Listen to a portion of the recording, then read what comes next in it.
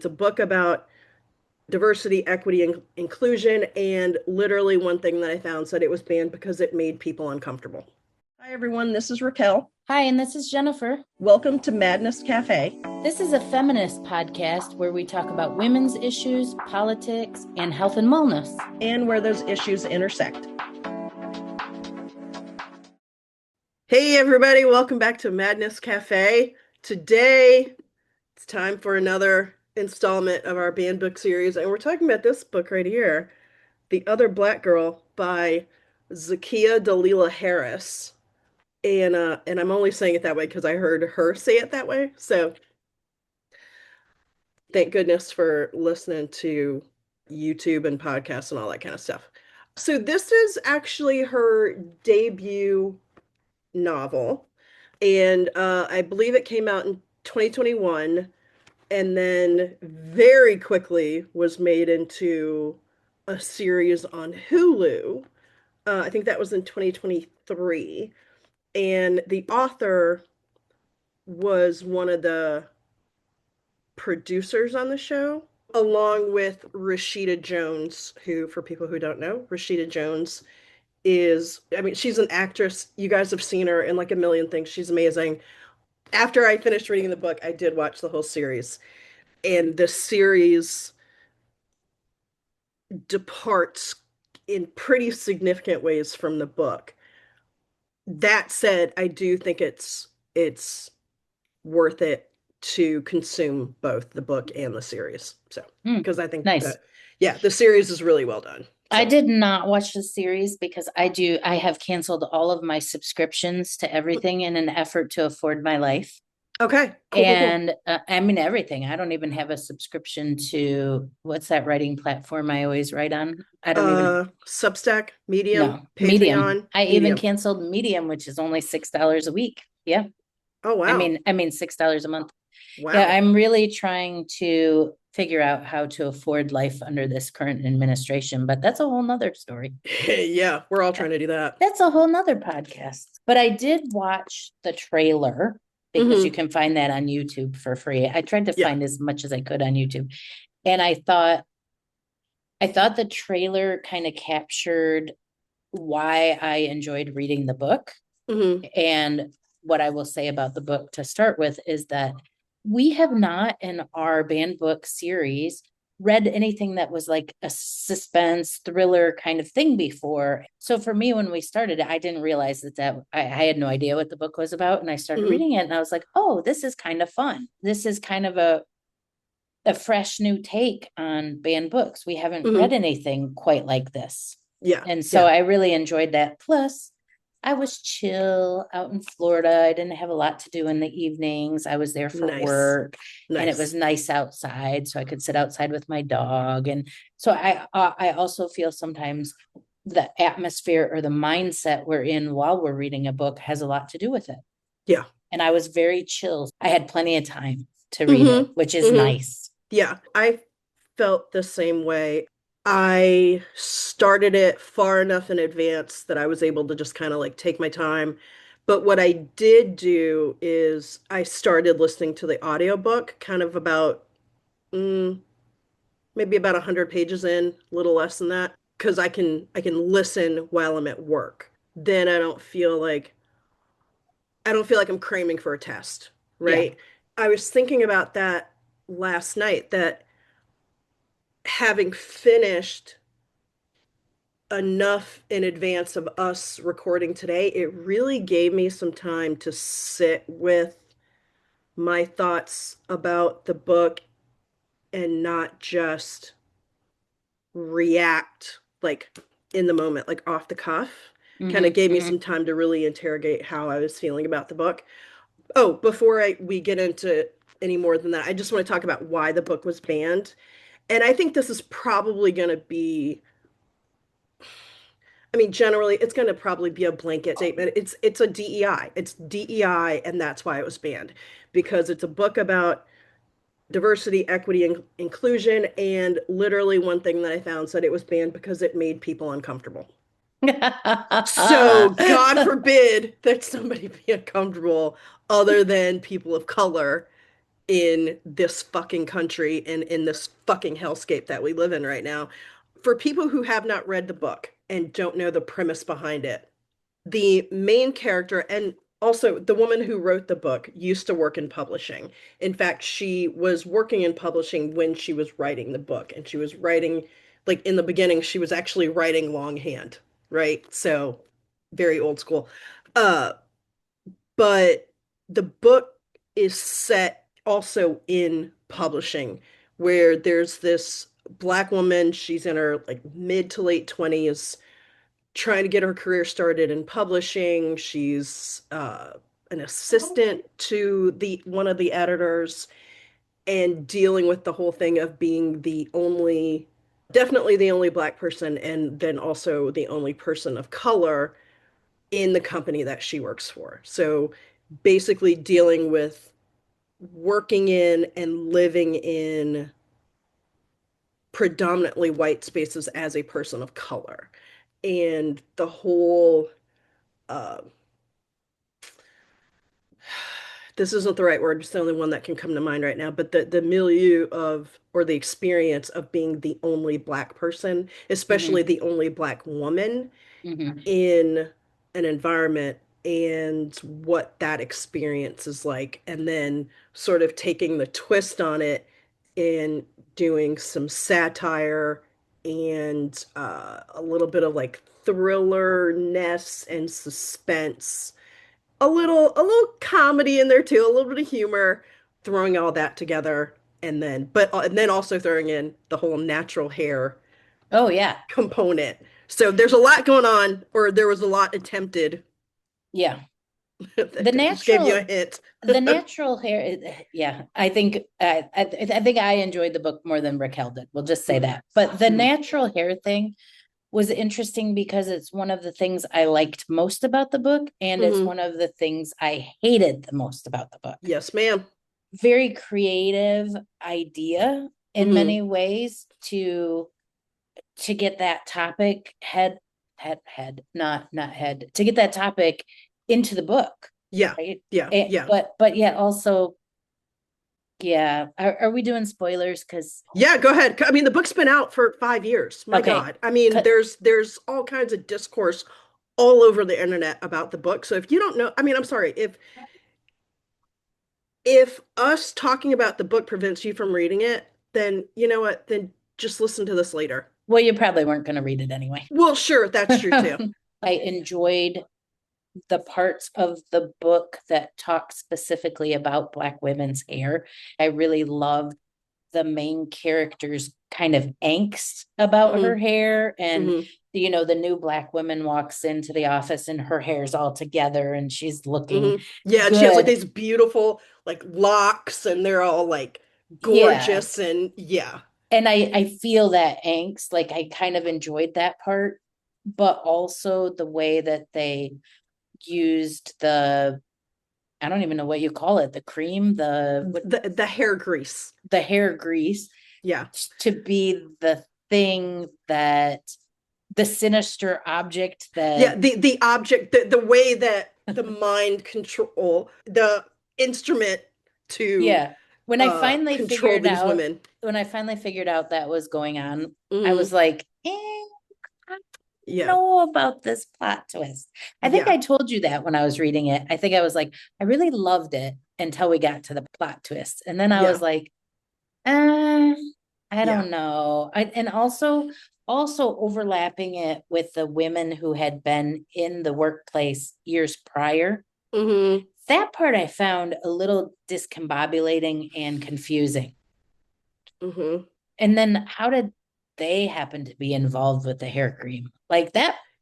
that part fell apart a little bit for me. Yeah.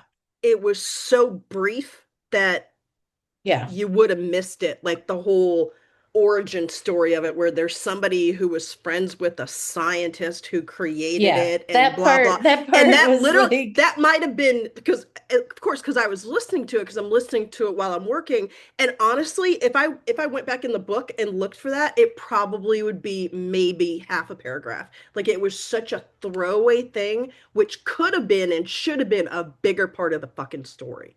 But anyway, If go ahead. if that was going to be the plot line, I could see I Well, disagree with the plot line a little but bit. considering that that was the instrument for the mind control and Yeah, yeah, to, yeah. then you would think it would have you would it just anyway, I go mean, ahead. she This is did it. this is your take. You do your No, part no, and then no, I'll no, it's fine. No, it's fine. I think that's a good conversation here. I think it was interesting how she started talking about the hair right away, hmm right? hmm The new woman came in and her hair Yeah. was gorgeous and oh, she's got it all together. And I think many of us would feel that way. We're Oh like, yeah. oh, Yeah. I've been working here. I take a look at myself and I'm like, oh, my hair's kind of dumpy, like what am I hmm doing here?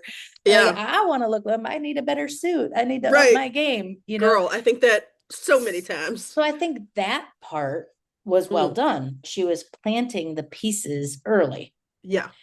I just think when it came to these other women that worked there prior and how their relationship fell apart, and then people spying on people and people throwing people into cars, I'm like, no, this I'm not buying too much. Yeah. But I did enjoy the fact that the book had a thriller element to it because hmm I found it very interesting from the beginning. I heard another podcast where the woman was like, it was so boring in the beginning. I did not find it boring in the beginning. I didn't either. I I didn't found it either. very interesting.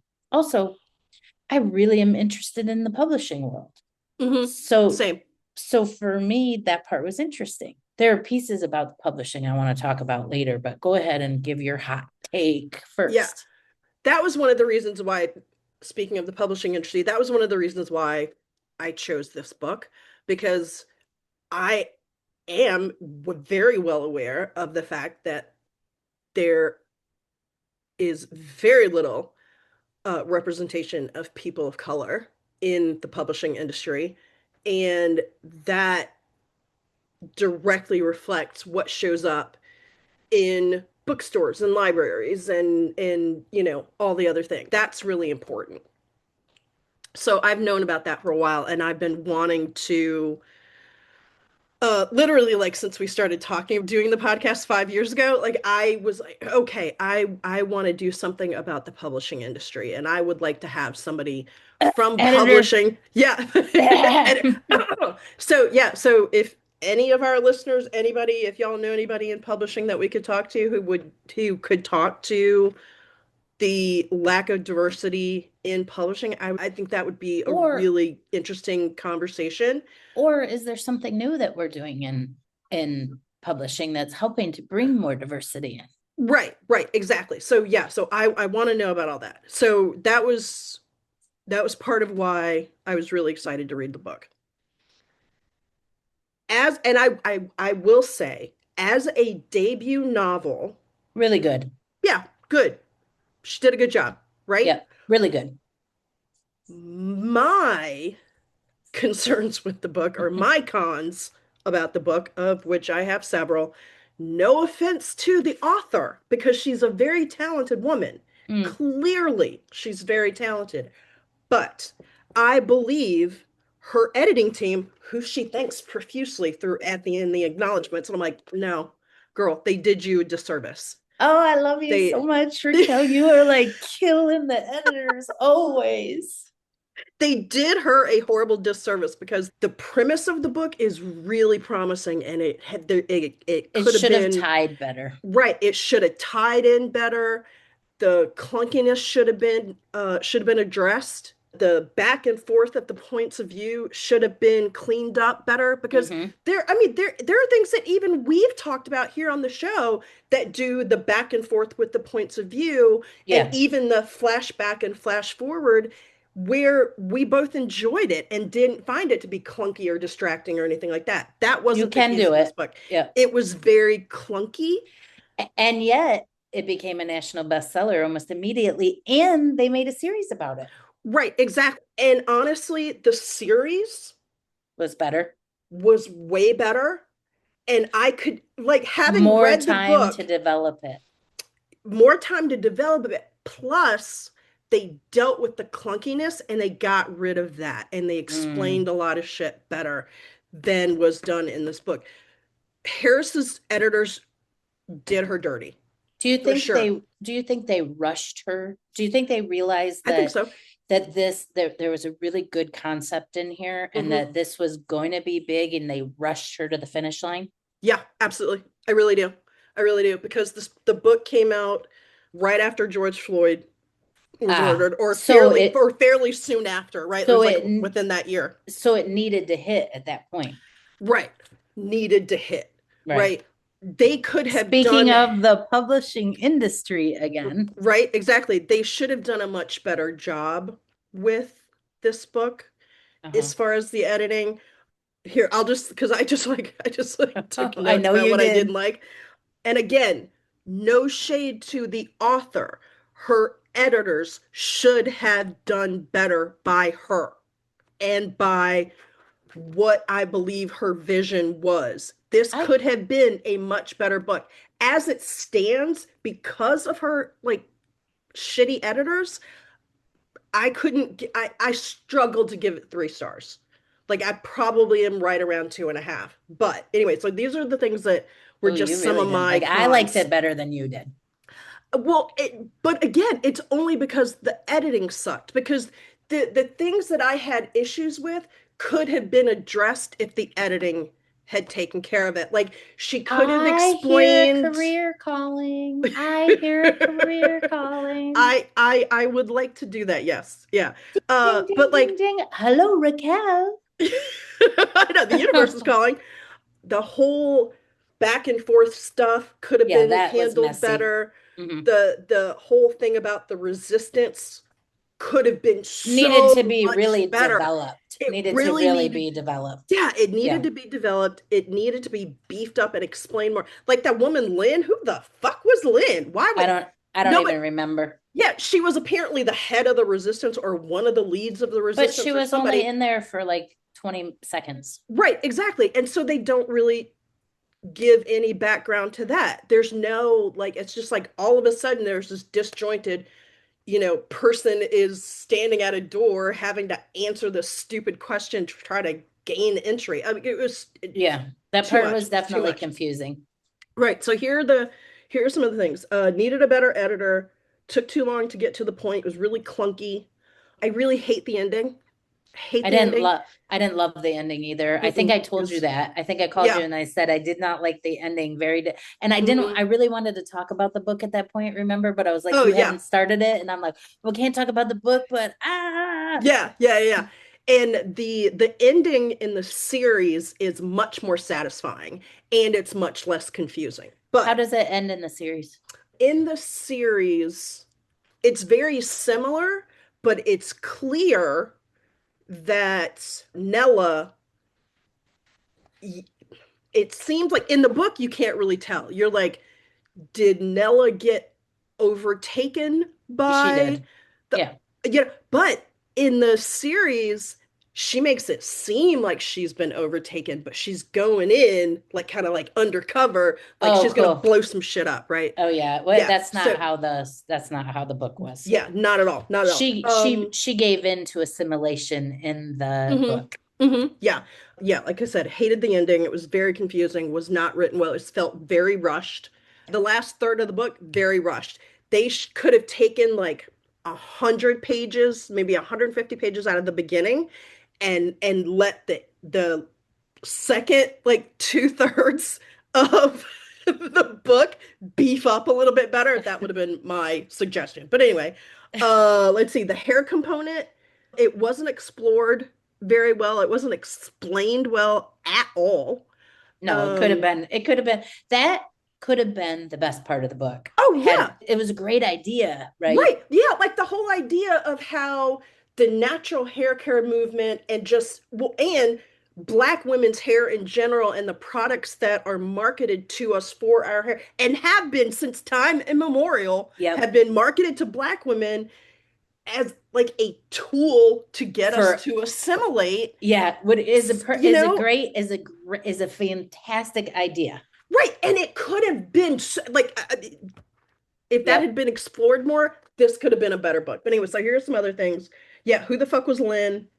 I wanted to know more about the resistance. And here's two things that I think might be a little controversial, although I'm sure I like probably that. Give everything it. that I've said is controversial at this point.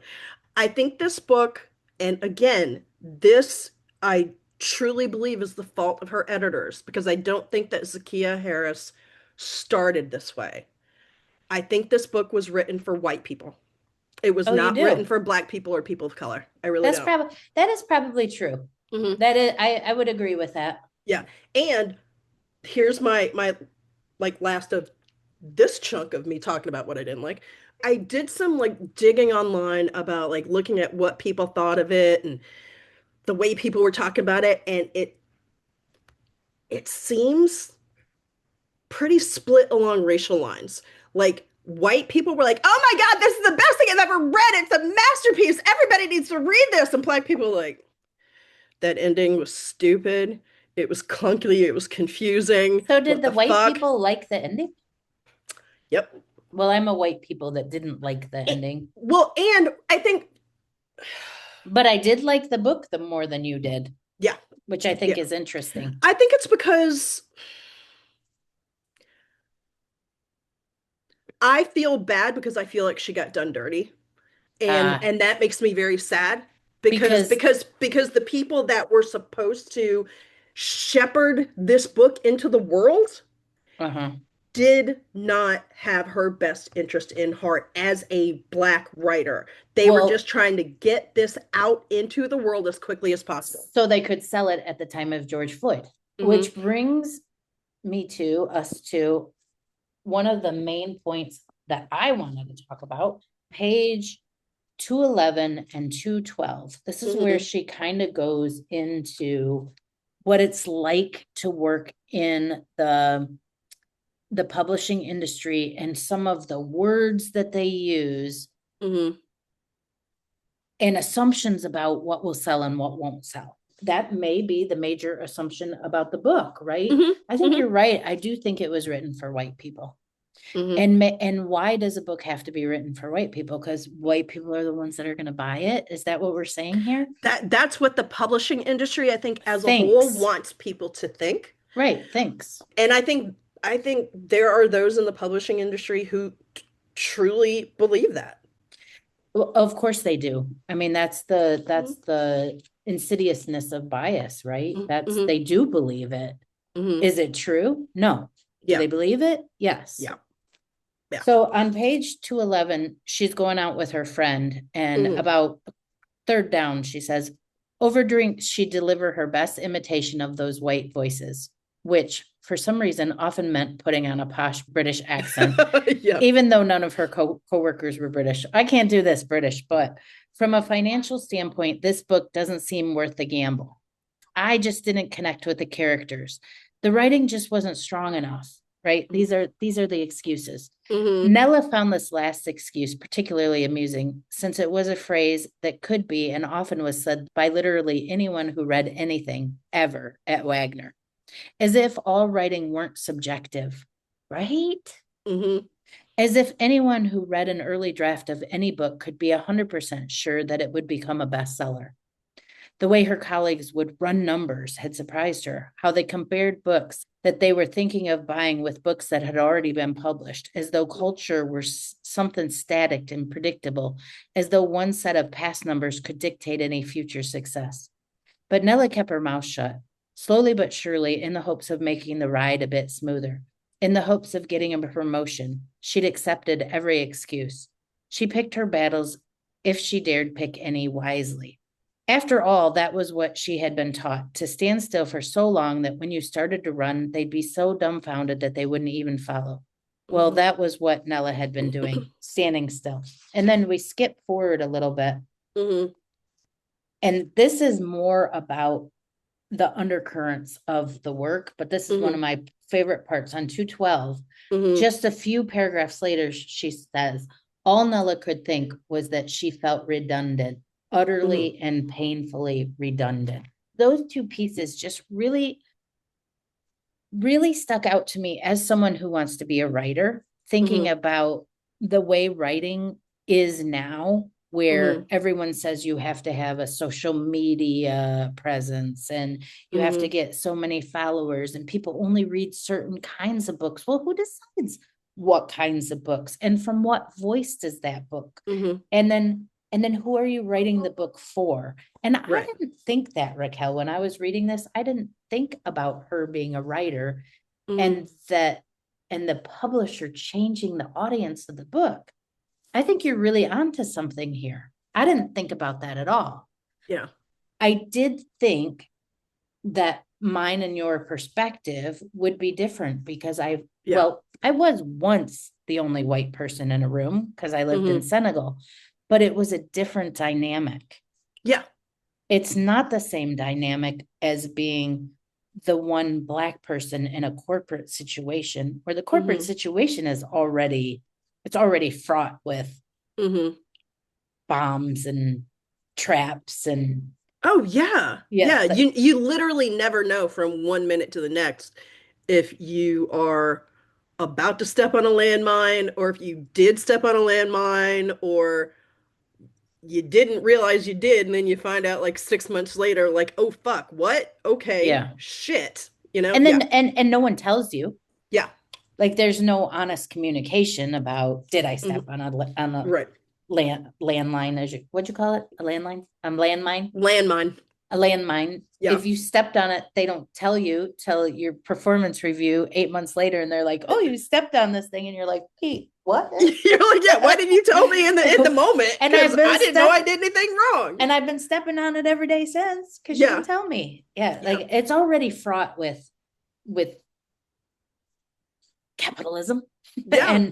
and everything else and patriarchy, Yeah. and then to be the only black person, like that's I knew our reading of this book would be different because I've Hmm. never I have there's no way I could ever experience that, Right. right? Right. And and it's funny that you bring that up because in some ways I can identify very much with Nella.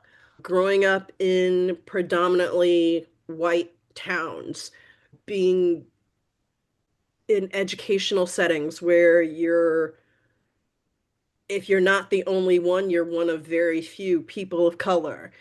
Hell, even going to college, for God's sake, at Vanderbilt, which is a pretty sizable, I mean, yeah, it's a small liberal arts school, but it's still pretty sizable considering the number of people. And there were so very few of us, Black people specifically. Like, I think there might have been in my class maybe 20. Like, it was really small. And out of like thousands of people.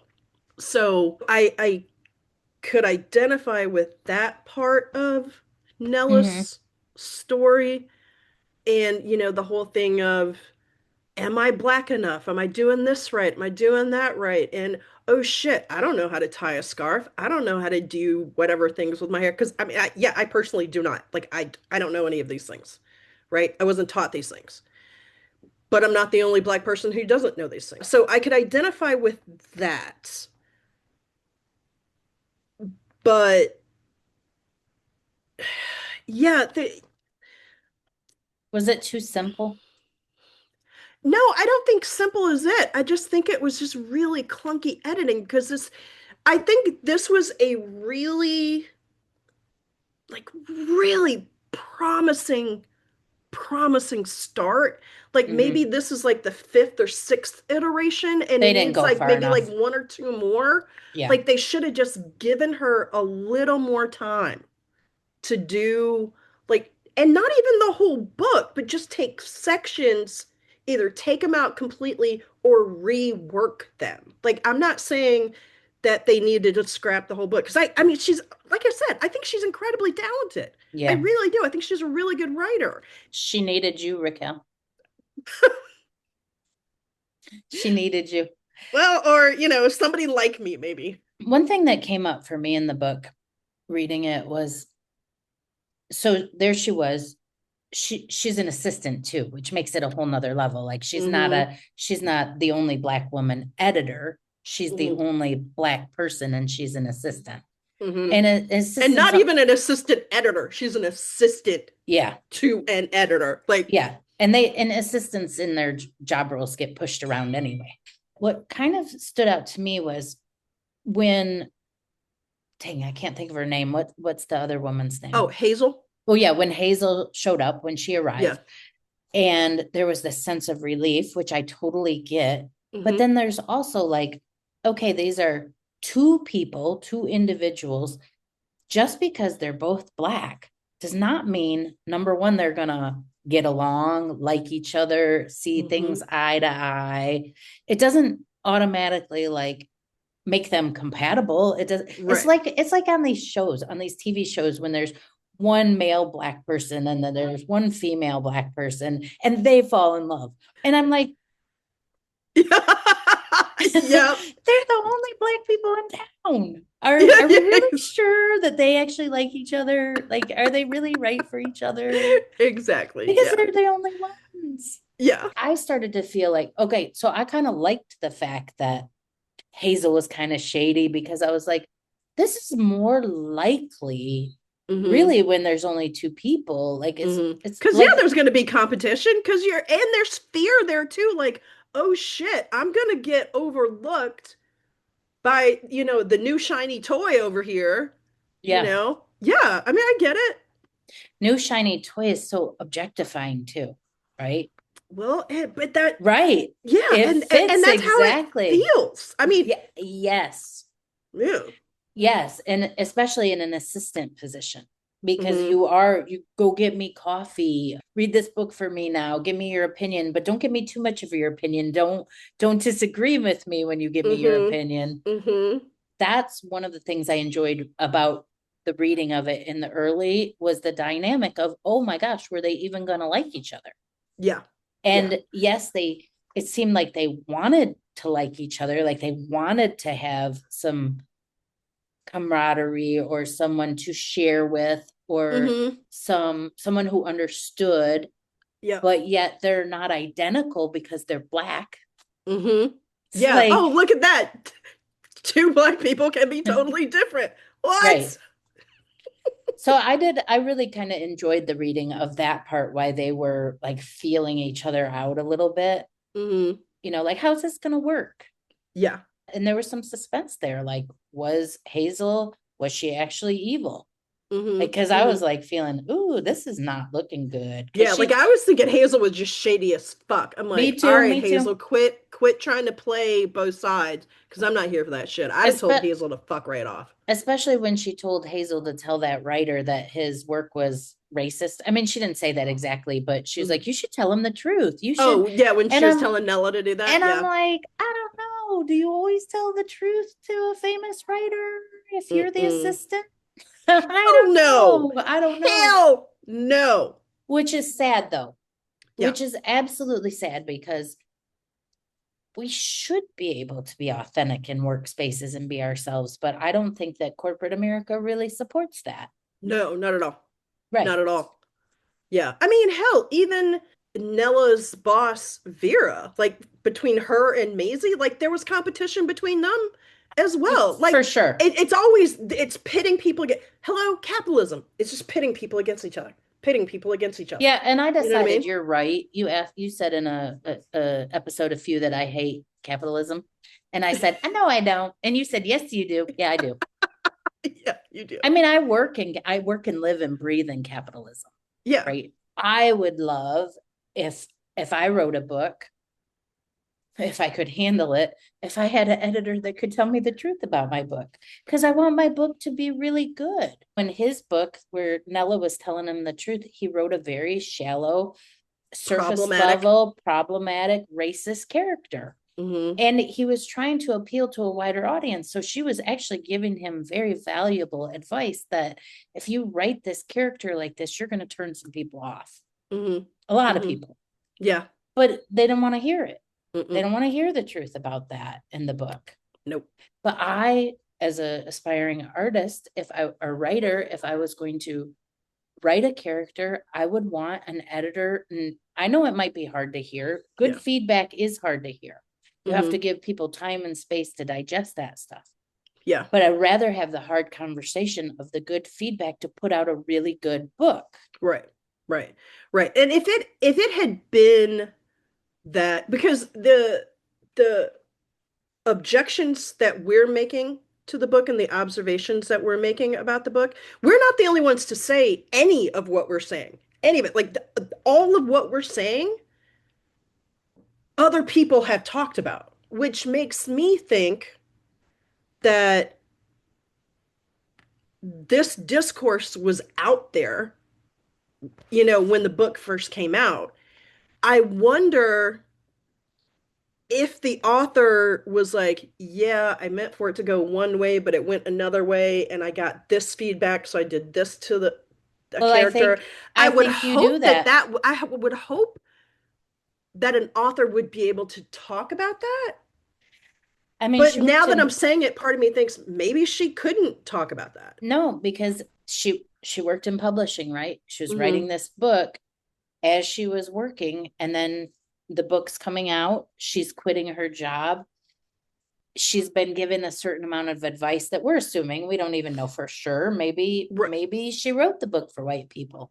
Yeah. Maybe Yeah. And, she and maybe somebody told her all this stuff that we're saying, and she was like, fuck y'all, I'll do what I want. And maybe this is her book, what she initially wanted to put out anyway. I don't know. but we don't know that. There's no way Yeah. of really knowing that. Hmm. I do know that when there is something that happens political, Hmm. like the murder of George Floyd Hmm. or the Christian nationalist crazy movement since Yeah. Trump got into office, different books go to print much quicker. Yeah. Like if you think of Tia Levings and A Well-Trained Wife, they Hmm. pushed that book rather quickly to get out Yeah. because of the timing. I've also read so much and listened to so many podcasts about writing, and it's always like hit the book hitting the market at the time when the publishers think it will sell. But that Hmm. again, who are those people who are doing the thinking? Who's Yeah. sitting at the top of those publishing houses? Right. They're the old white regime, mostly white men, some white women, very few people of color, people Yep. who come from money, who've been in the industry for a long time, who's Hmm. looking at something new and unique and even if they were to print it, do they know how to promote it? Like, do Yeah. they know where to promote it and how to promote Hmm. it? And that's one of the things I really liked about reading the book is I have a fascination with how does one actually go about doing that? Hmm. And how do you hit the market? See, I feel like the book that I'm writing Hmm. could hit the market at the right time because people are really into psychedelics right now. And Hmm. holotropic breathwork is a psychedelic that comes naturally. Hmm. So like I feel like I'm on the edge of you need to get this book out Right. for the same kind of push because it's popular right now. Hmm. And I hear everything that you're saying, and a lot of, and then I agree to a certain extent, but there's maybe this is like just kind of the ornery part of me, but I'm like, a good story, a good book, a good written piece Will sell anytime. will sell anytime, Maybe. right? A good story is a good story. A significant issue is a significant issue is a significant issue. Yeah. I did like Tia Leving's book and I would probably read Mhm. it. I think it was well written and I think I'd Yeah. probably read it again if it, Hmm. you know, so, but it Yeah. did hit at a particularly important time. Right. So when I was doing research for today, I came across this one review, and I'll put a link to it in the show notes. But what this person wrote about this really kind of summed up a lot of what I'm feeling and what my thoughts were about the book. So it's kind of a long quote. So That's good. I like long quotes. awesome. Okay, so here we go. Contrary to the main character of, oh, that was another thing before I start this. And I didn't realize this when the book came out, but people were comparing this and like marketing the book as a cross between The Devil Wears Prada and Get Out. Okay, I could see So, that. yeah, yeah. I Okay. could see So, that right. So that, yeah, and I can too, which because it to has that same like corporate quality of The Devil Wears Prada and Get Out is the like sort of horror, something yeah. undermining. There's something sinister going on here. Mm-hmm. Yeah, I Mm-hmm. could see Mm-hmm. that. Yeah. So this person writes, contrary to the main character of Get Out, Nella is not forced to enter the sunken place. She chooses it. That's After true.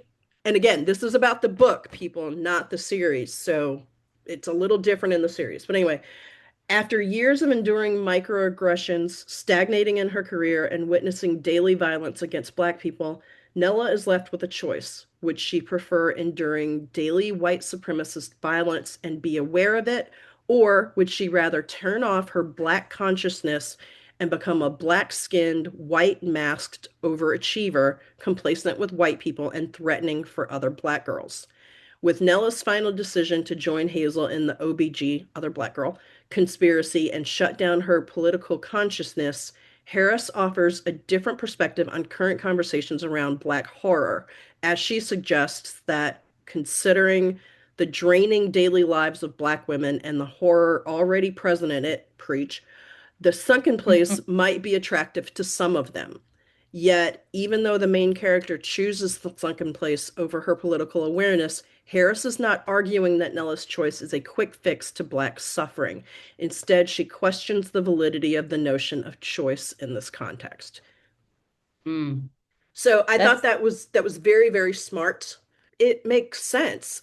And you know, I think, okay, this is kind of like percolating in my head as I'm saying it, but this is why I have a really hard time, or one of the reasons why I have a really hard time with people who are like, I don't pay attention to the news. I don't pay attention to politics. It's all just so sad and it's depressing and blah, blah. It's all just bad news.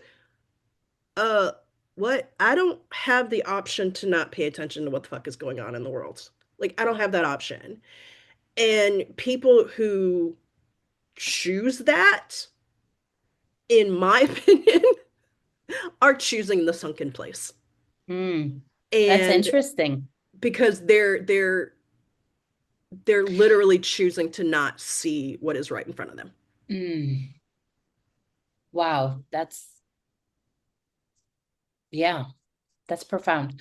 What could you, I think I know the answer to this, but could you ever see yourself in Nella's place, choosing that sunken place? Do you get tired of code I switching? Do think, you get tired of, yeah, I get really fucking tired of code switching, but I don't have a yeah, choice. I don't have a but choice. but Like if you I but don't if have you fuck you could put money. if you could put the cream in your hair and Uh, assimilate and like ride up that career ladder and make more money just by ultimately kind of changing who you are, could you well, like okay. could you Well, do for it? some people would probably say I that think some I have assimilated, and I have not. I'm just me. I'm just not like outwardly, oh, Black Power. You're like, I mean, yeah. I believe in all that. It's just I don't think people look at me and go, she would have been a Black Panther. But I code switch all day long. I mean, I have to. I like I said, I don't have fucky money. I have to work a regular job, and I'm code switching all day every day. So would you do it? Could you ever see yourself in a Mm-mm, place? mm-mm, Never, no mm. matter what. No, because I think I knew that answer. yeah, I can't. I don't think I have it in me to just completely not pay attention to what is going on in the world. I don't think it's possible for me. So we've talked about this in a couple of different ways. We talked about it on that episode where we were asking for help, where I specifically was like unbound and unwound. And I was like, ungrounded. I was like, oh my God, what do we do? I can't take it anymore. I've had it. I'm so tired. Yeah. If you ever get to that place of so tired, would you choose to, like, could you? I mean, I guess we could have just decide. I mean, I could have just decided to meld into white America and marry myself a nice little white man with and have a little picket fence. And I mean, I could probably pretend to do that that's what for I'm a saying. little while, and then I feel like I would just like glitch out and I would like have a breakdown We and it wouldn't last. I literally think I would lose my mind. we also talked about this in that episode where we were talking about the pink pill, Mm-hmm. where white women, maybe not just white women, all women, Mm-hmm. just like just tired, just Yeah. fucking tired, Yeah. And I get right? that. I get that. And we're saying so women would be willing to give up their vote just to not have to make decisions, right? Hmm. Do we get to that point? That's sort of like, it's not exactly the same, but it's sort of like what was Yeah. It's a similar premise. Yeah. pressing on Nella. Can I just put this in my hair, and then slowly all Yeah. those worries and code switching goes away, and I just act the way I'm supposed to act, Yep. and I just show up to work happy every day, happy to go get your coffee, and Hmm. never have an opinion about anything. It's I'm all just really happy about it. Hmm. It's all Yep. good. And then because I've assimilated, maybe I'll get a promotion and make $1 more. That's one of the reasons why at the end of the week I'm just so fucking tired because I've been code switching all fucking week long. I get the appeal of being able to just turn everything off, live a soft life, everything just be great and hunky dory. But that's not what would happen for me. It's also not real. Yeah, it's not real at all. That's not what life would end up looking like for me. And I think the fact that I'm not like the head of whatever is proof that I haven't been able to do the whole thing of just But assimilate and toe the party you line and didn't blah blah have blah. gel, you didn't have the gel that you could put in I your know, I know, hair, I need it. I right? need the hair grease. I I mean, need the hair Nella, grease in my brain. yeah, hair grease, sorry. Nella had to have that to do it. Hmm. She couldn't do it without something that was going to alter her brain, Yeah. right? It wasn't as simple as, oh, I'm just gonna. Nella, the character, could have never done it without being brainwashed Yeah, or exactly. brain Exactly. changed or, Or a lot of fucking work. yeah, I mean, that's why it was like, that's why it's like horror. It's a horror. It's almost a horror now of, Hmm. and Hmm. then also other Black women recruiting other Black women to assimilate. One of us. One of us. Like Stepford Wives. Yes, the same kind of thing again. Yeah. Yeah, Yeah. interesting. One of the final points that I wanted to talk about in the book, because I've experienced it a lot, especially since George Floyd, but even Hmm. before, Hmm. and especially now with Trump point 2.0, with Hmm. Target and their DEI initiatives going all in the toilet and such. Hmm. The book pointed a lot to the superficial DEI, The tokenism. the tokenism, Hmm. that we have so many smoke screens that we Hmm. put up as a country, as corporations, as businesses. I Hmm. mean, we've seen Yeah. it in the last week with the parasites on the food and Oh the yeah, and yeah, with cyclospora. yeah, cyclospora. I would never be God. able to say that word without you, but with with the fact that Taco Bell, they called Taco Bell out. Taco Bell spread this, and then you Yeah, find out, no, really, it's Taylor it's Farms, yeah. and Taylor Farms is being sold at Taco Bell. It's being sold at Walmart. It's also being sold at Whole Foods Market. All in the and so, what Mm-hmm. are these smoke screens that we're all living behind? Mm-hmm. I know these Well, are but not then this. but then when you think about it too, in this second Trump term, I saw something that somebody said what was like maybe like 3 or like 5 months into Trump's term, this second term, he like fired all the people He did. who would be checking the food and then people at CDC who would be following cyclospora. Right, of course. Right, which is part of the problem. But I think I was more talking about how we live on this surface level of everybody was all on board for DEI when it was a hot spot Mm-hmm. in the media. But Mm-hmm. most companies, once Trump got back in, they're like, oh no, we're not gonna do DEI. And Mm-hmm. then we have this thing and they throw Taco Bell under the bus, but they don't talk about this major corporation that's supplying. It's just Mm-hmm. we live in, I don't even know what I'm trying to say here. That Exactly. I it sounds to me like it's the big powerful whatevers that they're getting the protection. They're the ones that are like dictating how we do everything. They're the ones who And are controlling. Which Richard in the book is sort of yes, top dog. the placeholder of all white men and capitalism. Do you know what I Yes, mean? Yeah. yes. And he was talking about DEI initiatives at work. And at one Hmm. point they tried something that Nella was involved in. In fact, they probably had Nella lead it up, being the Yeah, only they one. did. They did. Like Right. because she was like, "Oh, we can have conversations around diversity and blah blah blah," and like three people would show up. And then you find out that the owner of the company was actively undermining it with a whole scheme. Hmm. That's what I think that's what I was trying to get to. What they're showing us in public with the DEI is not at all what they actually mean.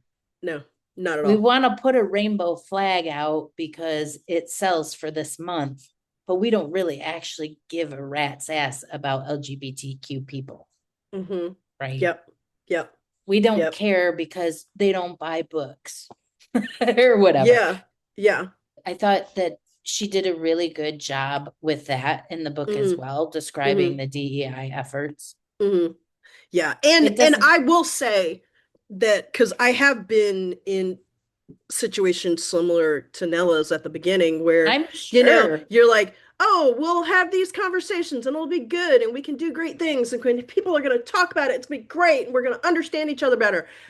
And then you fall for it and you say say things stuff, and and then then you're in and trouble. then later you find out, oh shit, I wasn't free to say what I really thought. Okay. You just learn to push it down. How Yeah. do we ever have a work? I think we have to work for ourselves. How do you Hmm. ever have a workplace where you don't have to code switch, where you don't have to wear a mask, where you don't have to? How do we ever get to a place where I don't know. I don't know. I guess that's one of the things that existentially bothers me. Like, how do we ever get to a Girl, place where same, same. Like literally, like I said, I can't turn that part of my brain off. no? How could you? So I'm almost always thinking about that. Like that's like the program that's running in the background of my brain all the time. Right. All the time. But if you were an editor and you owned your own company and you could choose your clients, then Hmm. of course you still have to speak to the clients. So you probably still have to edit yourself as an editor. Like Well, how do yeah. I approach this client in a way that will help them? But you're not censoring yourself out of fear to speak the truth. Right, right. I think what you're referring to is that I would have to be able to dispense the criticism and the feedback in an empathetic way, not let me just be a dick about it. Because Yeah, there, no I one would mean, hire you if right, exactly. But as an editor or proofreader, that's why somebody would hire me is Mhm. to help make their work better. And they don't have to take my advice. I mean that, that's fine. Just I Well, did the work, so pay me. But they don't have to follow my advice. But then guess what? If it turns out I was right and that's the feedback you get on the finished product after it's out, well, you should have listened. as the writer side of this equation, I Hmm. also think that some things are writer's choice and Hmm. willing to, like, there are some things that I write where I have been given feedback and I decide this is a risk I want to take Hmm. Hmm. because of a Hmm. certain point I'm trying to make. And Right. if I were to say it another way, of course it would be more palatable, but that's Hmm. not what I'm trying to do here.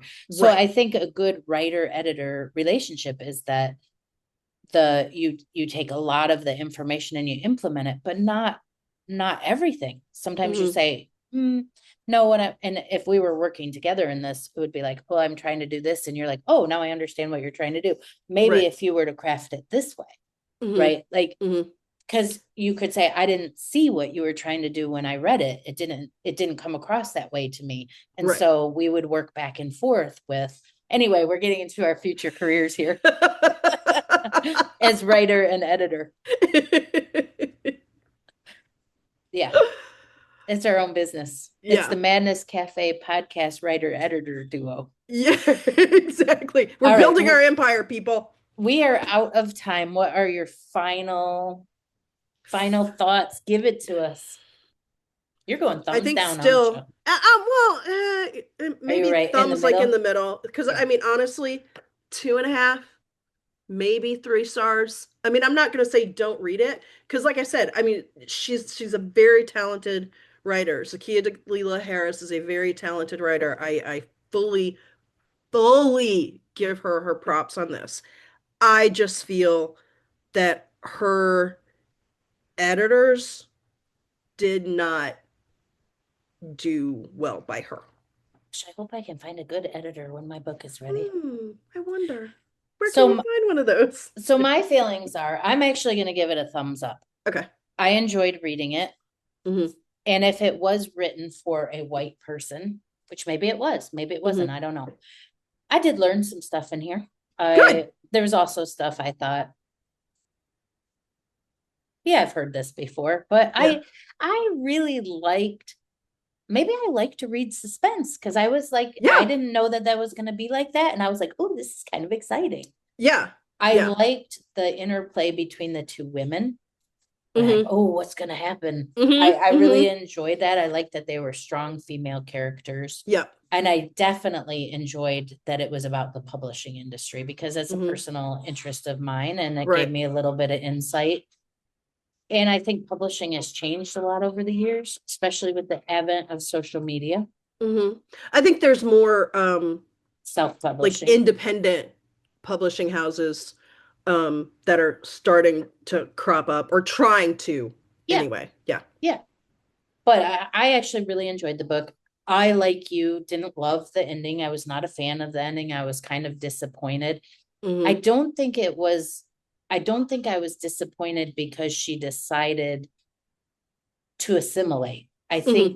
I Hmm. think in some ways that made logical sense that this Yeah. is where this book was going. That Yeah. if she resisted, maybe that would have been too neatly tied up in a bow. They just did it so like quickly and matter of factly, and there It wasn't, was clunky. yeah, there wasn't enough depth to that very important decision.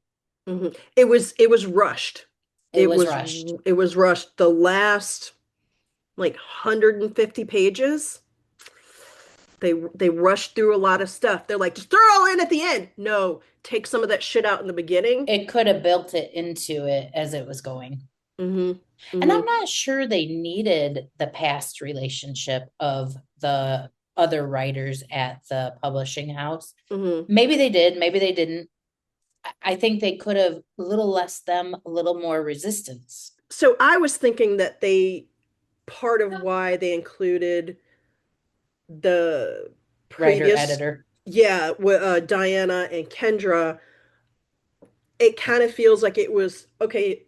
a This mirror. is the plot point to show that this has been going on for Oh, like yeah, this. yeah. This didn't just start today. This is something that's been going on for decades, It's been right? insidious in Right, the, right. Like yeah, I think that was the yeah. vehicle to make that point. So maybe they did need it, but it just, again, you're right. It, Some of these pieces were clunky, but yeah, I still give it a thumbs up. I enjoyed reading it. I felt sort of like I was on vacation reading a fun book. yeah, Although when I say it's a fun book, it is layered with a lot of very, very, very important topics. But I just enjoyed the read, partly because we haven't read anything like this yet. it is an enjoyable book. Maybe it's black woman trying to look out for another black woman. I'm like, girl, it could have been better. They did you wrong. It could Yeah, have been so much better. Like, like I see where this could have gone yeah, and it just didn't get there. And yeah. that disappoints me because I feel like maybe had she gone to like maybe a smaller publishing house or an independent publishing house or a publishing house that actually did have, you know, Her best interest. editors and readers who had her best interest in heart, that I thought, it yeah, That process takes so long. I know. It just feels like Maybe, it could have been more. And maybe, that just makes me sad for her. I mean, but hell, she probably walked away with a fuck ton of money. What she ain't worried about what I think, but no, but still, a writer, I'm assuming her, like myself, a writer, this is a baby. You want to yeah. put your best work out. And I think writers need editors. Hmm. A lot of people try to do that themselves. And I've heard of people going on Chat GPT and having them edit their books. And I just Oh, don't. fuck no. Mm-mm. Real Mm-mm. clear. Mm-mm. Yeah, yeah, fuck No, well, that. people are writing books. They're writing their actual book through Chat GPT. So Which is fucking cheating. People stop. Just fucking stop. Use your goddamn brain for well, fuck's how could sake. you? You couldn't really write an original story without using your brain, could you? But people seem to think that they can if they just use Chat GPT. They're not writing original stories. Well, They're sure, they're sure. trying to they're trying to follow the formula to Hmm. sell a book, which is kind of what they were talking about in here. Kind of Yeah, not exactly the same thing, yeah, but yeah, because here it was more what was poignant in the other Black girl is they were talking about the publishing industry specifically saying that certain people yeah. don't read, certain demographics aren't going to buy a book, and therefore we shouldn't. There's there's no there's no proof to that. That's just a belief. Hmm. That's an Yeah. old, worn out belief Hmm. that isn't actually true. Yeah.